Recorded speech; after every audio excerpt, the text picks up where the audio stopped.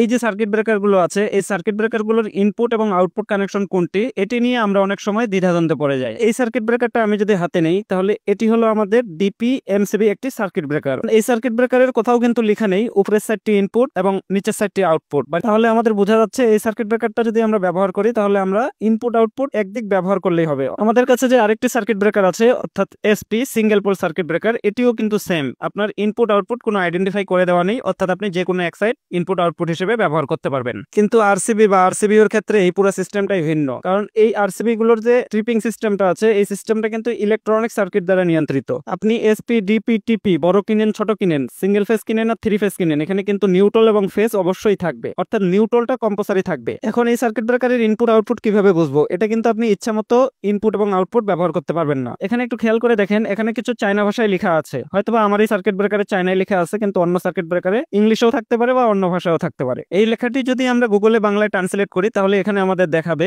এখানে একটি নাট লাগানো আছে, সে নাটটি খুলবেন না, এবং পাশেই দেখেন একটি অ্যারো চিহ্ন আছে যেটা নিচের দিকে দেখাচ্ছে, এবং এখানে যে লেখাটি আছে এটাকে যদি আমরা বাংলায় ট্রান্সলেট করি, তাহলে আমাদের দেখাবে লোড আউটপুট, অর্থাৎ এই দুটো টার্মিনাল আমাদের আউটপুট বোঝাচ্ছে। তো এই দুটো টার্মিনাল যদি আউটপুট হয়, তাহলে ইনপুট কি হবে? অবশ্যই এই টার্মিনালটি আমাদের ইনপুট হবে।